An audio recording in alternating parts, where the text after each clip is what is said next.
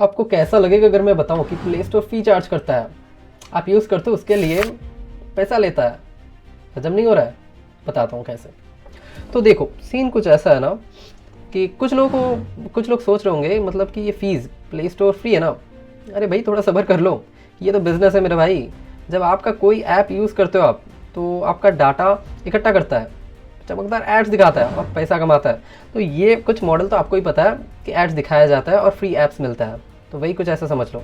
Play store यहाँ एक दलाल का तरह काम करता है और डेवलपर्स को उनकी सर्विस के लिए फी देते हैं। ये तो जाहिर सी बात है, आपको ही पता है। पर कुछ इंडियन ऐप डेवलपर्स को ये फी सिस्टम राज नहीं आया। उनका मानना है कि ये फीस तो ज़रूरी है, पर जो सिस्टम चल रहा है वो उनकी जेब पर थोड़ा ज़्यादा भारी पड़ रहा है। तो देखो, तो यहाँ शुरू होता है असली ड्रामा।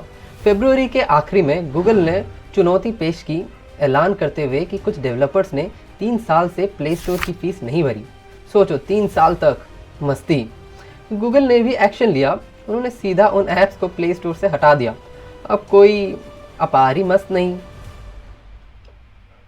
जैसे ही ऐप हटाने की खबर फैली, इंडियन डेवलपर कम्युनिटी में तूफान आ गया।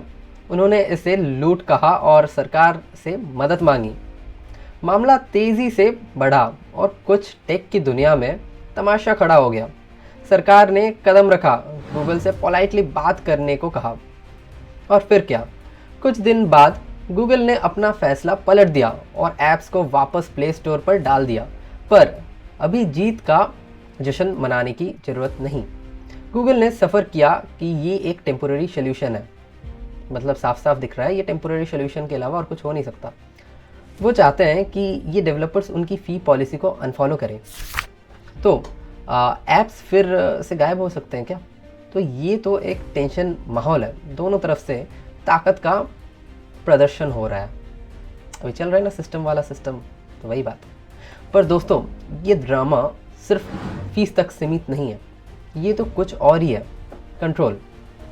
इंडिया दुनिया का दूसरा सबसे बड़ा स्मार्टफोन मार्केट है और यहाँ आप ऐप डिस्ट्रीब्यूशन में कौन है सबसे आगे? तो गूगल प्ले स्टोर, जो लगभग मोनोपोली रखा है ना। तो अगर कोई ऐप प्ले स्टोर पर नहीं है तो उनके लिए बड़ी मुश्किल है। तो भैया अगर आपको भी पैसा कमाना है तो आपको रहना पड़ेगा प्ले स्टोर के कायदे के अंदर। तो क्या ये डेवलपर्स अपना खुद का ऐप स्टोर बनाने की सोचते नहीं है? हो सकता है या नहीं हो सकता है, पर एक बात पक्की है, वो प्ले स्टोर की मोनोपोली के खिलाफ आवाज़ उठाए नहीं सकते। आवाज़ उठा रहे हैं और एक एप्रोप्रिएट फी स्ट्रक्चर की मांग कर रहे हैं, मगर नहीं हो सकता ना ऐसा। इस लड़ाई से कई सवाल खड़े होते हैं। क्या गूगल का फ्री स्ट्रक्चर सही है? क्या डेवलपर्स को अपने ऐप्स को डिस्ट्रीब्यूट करने का ज़्यादा कंट्रोल होना चाहिए? और सरकार को इन टेक दिग्गतों का रेगुलेट करने में क्या रोल निभाना चाहिए? तो हम यूज़र्स के रूप में क्या कर सकते हैं? हम जागरूक रह सकते हैं, अपनी ओपिनियन एक्सप्रेस कर सकते हैं और ऐसा ऐप्स चुन सकते हैं जो यूज़र प्राइवेसी और फेयर प्रैक्टिसेस को प्रायोरिटी देता है। हमारे पास अल्टरनेटिव ऐप स्टोर चुनने की शक्ति भी है, अगर वो बेहतर यूज़र एक्सपीरियंस प्रोवाइड करे तो। याद रखें, टेक की दुनिया लगातार बदल रहा है। ये आपको और हम जैसे युवाओं को जानना चाहिए कि टेक हमेशा बदल रहा है, हर दूसरे दिन नया नया चीज़ आ रहा है और ये लड़ाई उसको ऑनगोइंग कहानी का सिर्फ एक चैप्टर है। जिम्मेदार यूज़र के रूप में हमें लेटेस्ट डेवलपमेंट्स का साथ कदम से कदम मिलाएं और बदलते लैंडस्केप में सूझबूझ से अपने विकल्प चुनें। तो बस इतना है दोस्तों। उम्मीद करते हैं कि आपको हमारा जो मनोरंजन के साथ ये जो हमने आपको ज्ञान बांटा आपके साथ, ये आपको पसंद आया होगा। तो टेक्नोलॉजी में ऐसा बहुत सारी चीज़ें होती रहती हैं जो आपको भी नहीं पता है, मेरे को भी नहीं पता है वो कैसे हो रहा है, कहाँ से हो रहा है। तो अभी बिटकॉइन का प्राइस जो है अचानक से एक महीने के अंदर 41 या 42 लाख रुपीज़ से 57 लाख रुपीज़ बन गया।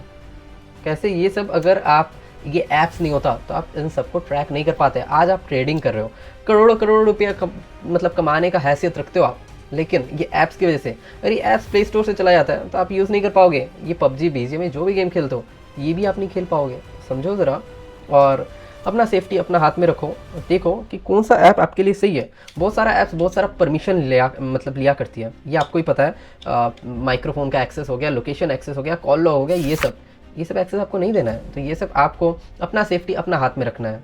फ़ोन आपका है और आपको पता होना चाहिए कि कौन सा कैसे क्या होता है। मतलब कोई भी आपका लोकेशन, आपका डेटा, फ़ोटोज़, गैलरी बहुत कुछ एक्सेस कर सकता है इससे। और ये कहाँ जाएगा? ये वहाँ जाएगा जहाँ से आपका डाटा को हानि हो सकता है। तो ये आपका हाथ में है। सेफ रहिए, सावधान रहिए, सतर्क रहिए। That's it. Good bye. I am Raj signing off. Bye bye. Take care. Peace out. जय हिंद। वंदे मातरम। बाय।